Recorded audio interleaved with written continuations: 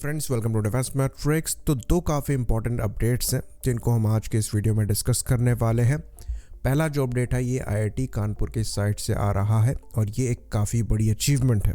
तो आईआईटी कानपुर द्वारा एक काफ़ी बड़ा माइलस्टोन अचीव किया गया है, जिसके अंतर्गत इंडिया की पहली hyper velocity expansion tunnel test facility जो है ये बनाकर तैयार करी गई है, जो कि एडवांस हाइपरसोनिक टेस्टिंग के लिए इस्तेमाल करी जाएगी। और इस फैसिलिटी के साथ इंडिया गिनी चुनी कंट्रियों में आ गया है जिनके पास ऐसी फैसिलिटी है।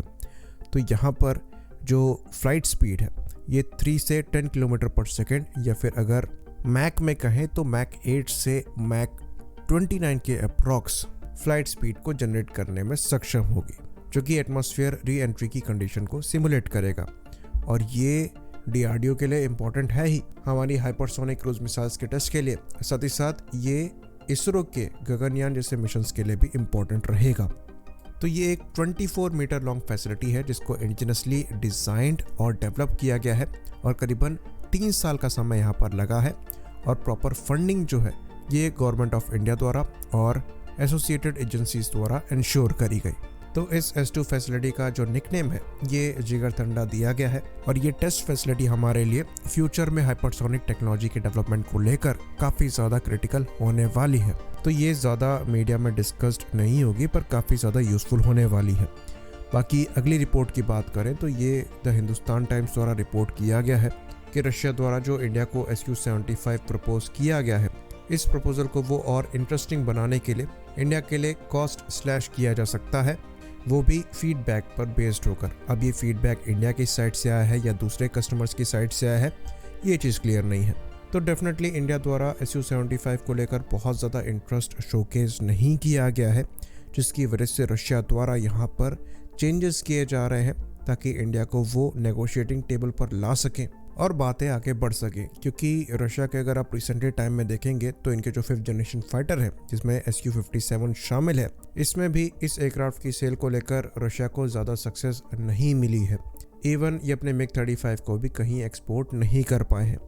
ले देकर इनके SU-30 ही एक्सपोर्ट सक्सेस बने हैं, वहीं पर कुछ मात्रा में इनके SU-35 भी बिके हैं। पर 5th जनरेशन फाइटर सेल को लेकर जो मामला है वो काफ़ी ठंडा पड़ा हुआ है रशिया की साइड पर। बाकी इंडिया रशिया का हमेशा से एक बड़ा पोटेंशियल कस्टमर रहा है, इसलिए SU-57 को लेकर चाहे SU-75 को लेकर रशिया द्वारा पूरी कोशिश करी जा रही है कि इंडिया को नेगोशिएटिंग टेबल पर लाया जा सके और ये एयरक्राफ्ट इंडिया को बेचे जा सके।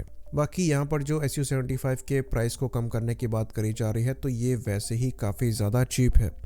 चेकमेट के प्राइस को अराउंड 25 से 30 मिलियन डॉलर्स के अप्रॉक्स का बताया गया है, जो कि इसके प्राइस को LCA तेजस से भी चीप बनाता है।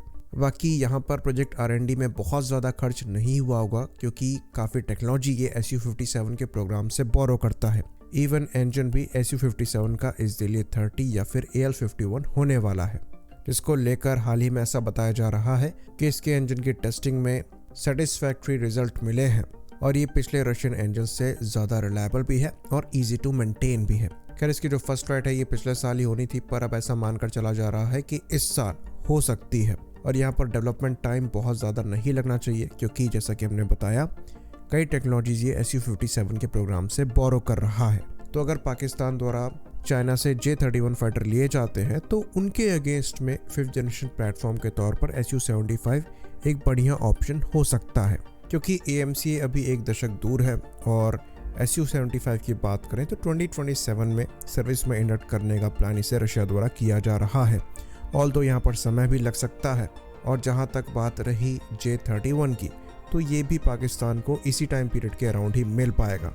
तो अगर हमें फ्लेक्सिबिलिटी मिलती है SU-75 के साथ प्राइस को लेकर, वेपन इंटीग्रेशन को लेकर, इंडिजिनस सिस्टम्स के इंटीग्रेशन को लेकर, तो ये चीज़ हम कंसिडर कर सकते हैं क्योंकि यहाँ पर प्राइस बहुत ज़्यादा नहीं है। तो कुछ अमाउंट में ये एयरक्राफ्ट स्टॉप गैप की तरह काम कर सकते हैं। तो पर्सनली हमें ऐसा लगता है कि इसे कम्प्लीटली नकारना नहीं चाहिए पाकिस्तान के J-31 के प्रोग्राम को देखते हुए। बाकी हमारी जो प्रायोरिटी है ये हमारा खुद का AMCA होना चाहिए। आई होप इन्फॉर्मेशन यहाँ पर क्लियर रही हो। इसी बात पर इस वीडियो को हम ख़त्म करेंगे। लाइक करिए, सब्सक्राइब करिए। जय हिंद।